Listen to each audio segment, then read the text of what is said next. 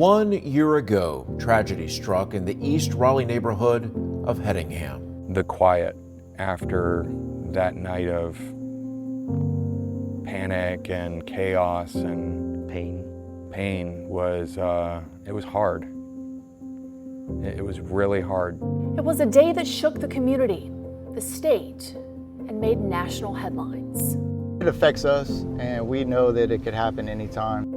Now, we're focusing on the lingering impacts of that mass shooting and how the greater community is looking ahead 1 year later. We're choosing to live like this in our country. It's cultural. It's something we can change.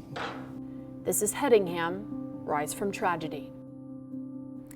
Thank you for joining us. I'm Justin Quisenberry. And I'm Caroline Blair. A quiet Thursday afternoon on October 13th of last year turned to horror for members of the East Raleigh community of Hedingham. Investigators say a 15-year-old killed his brother in his own home before heading out into the streets, shooting at neighbors and first responders. They say he then fired shots along the Neuse River Greenway before taking part in a standoff with authorities, who said the teenager shot himself in a nearby wooded area before his arrest. In total, 5 people lost their lives that day. 35-year-old Mary Marshall, who was just days away from getting married. 49-year-old Susan Carnitz, who loved to exercise and was a wife and mother of 3 boys. 52-year-old Nicole Connors, whose family says had a loving spirit and enjoyed spending time with her husband, her stepchildren, and grandchildren. 29-year-old Gabriel Torres was a Raleigh police officer who was on his way to work that day. He leaves behind a wife and young daughter.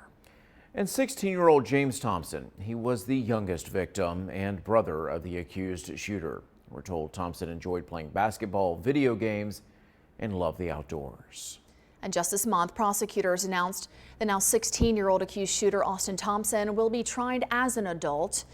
Among the charges he faces, 5 counts of murder and 2 counts of attempted murder. He's set to make his appearance in State Superior Court next month.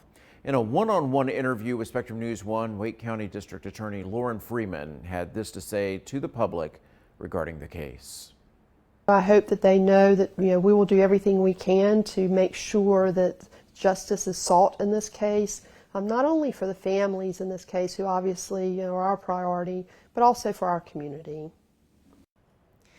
We begin our look at the rise from tragedy and the path towards healing with a man who unfortunately knows the impact of gun violence all too well.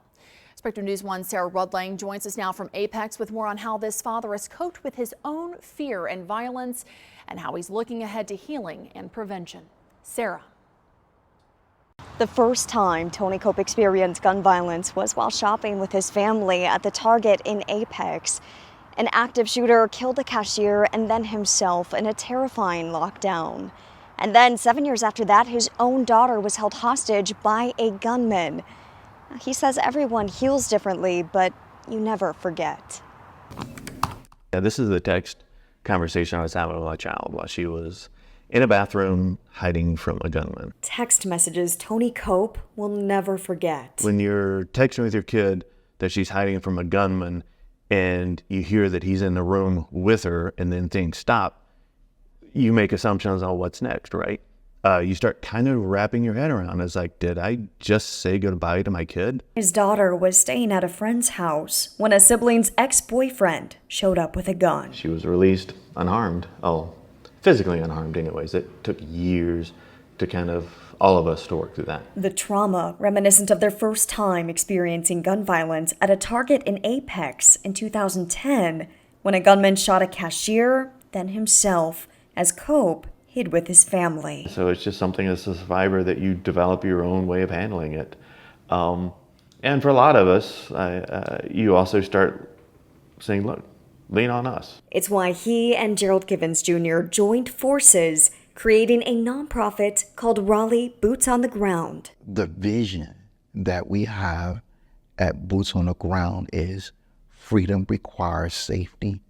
If we can't be safe, we can't be free. It's a new charity of community violence interrupters, everyday people who work with Wake County leaders, nonprofits, and organizations to prevent gun violence while providing advocacy and healing. We all have different relationships And when we all recognize that if we bring all of these things together, we can create the change for our community that we need. For Givens, the mission is deeply personal. He's had 7 family members killed due to gun violence. I would just tell the folks who experienced the HEDINGHAM shooting, and especially those who lost a loved one, to just take it day by day. You can always reach out to survivors like myself and so many others. Don't be afraid to go to get therapy, because you know it's something that you're going to need. That healing now fuels their mission of gun violence prevention. There have been so many mass shootings since HEDINGHAM. I imagine that many of the people suffering through it, the victims, might feel like they've been left behind, and they're not. They are top of mind. This is our city. Raleigh will always be here for them, and the state too. I asked them both if they have any extra advice they can give as we mark 1 year since this tragedy. And both Gerald and Tony say, try to plan for it. Think about things you can do and loved ones you can be with during that time, because it can be hard to be alone. Reporting in Apex, Sarah Redlang, Spectrum News 1. It's interesting to hear his perspective. Sarah, thanks so much. The night of the HEDINGHAM shooting, first responders from all over rushed to aid the community.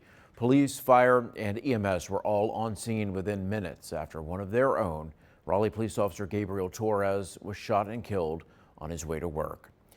We have a portion of one of the many calls operators received that day, but we want to warn you before we play it. The call may be upsetting to some.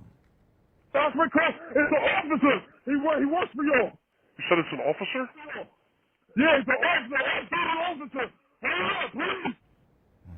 Chilling to hear that. Spectrum News 1 reporter Rachel Boyd spoke with several first responders in our community who shared their motivation on those tougher than normal days. And Rachel, I know this was certainly a hard day for everyone involved. Nothing can take away from the tragedy the HEDINGHAM neighborhood experienced, but we can't forget our first responders, those who answer that call for help. And although they may run toward the danger, they're still human too. A call like HEDINGHAM is one they train for their entire lives but never hope to receive.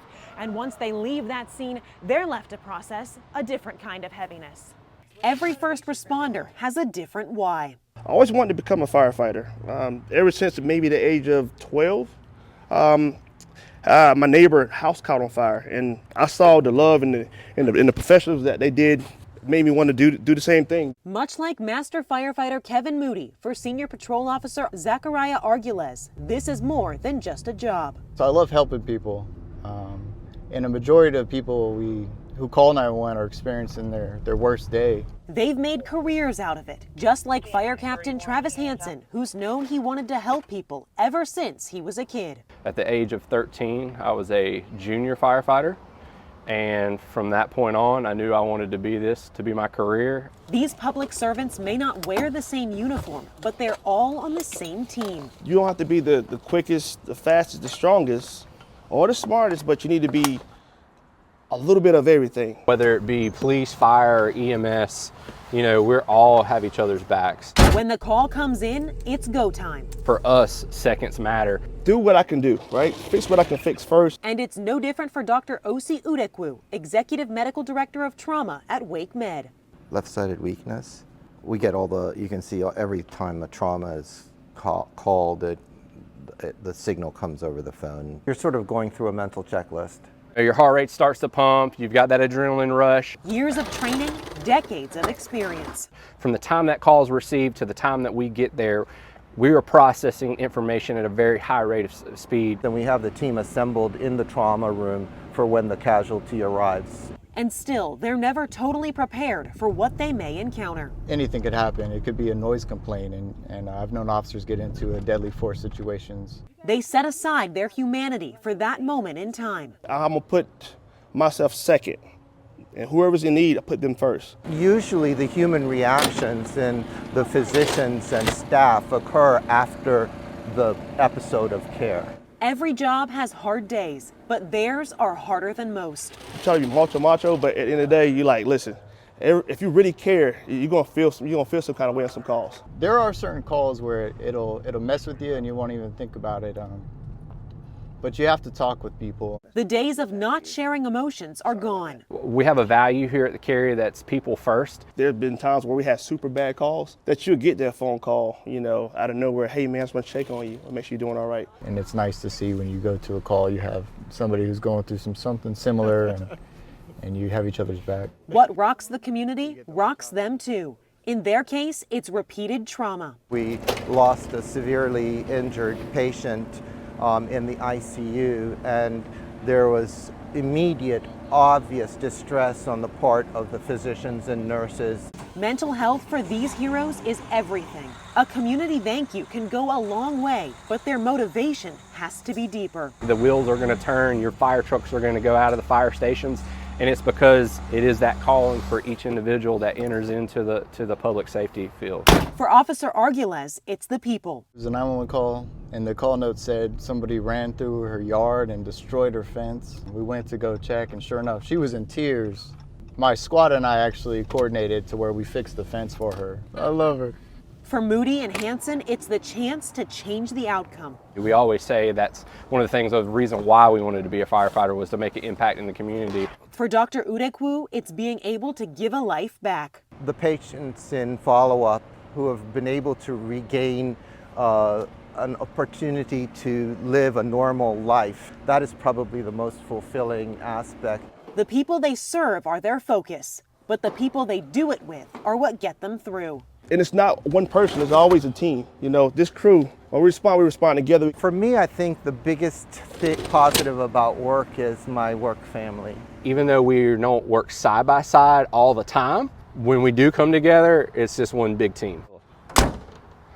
The community has nothing but gratitude for the men and women who serve and protect so faithfully. In fact, in the immediate aftermath after Hedingham, many residents sent thank you notes to the first responders who showed up for them that night.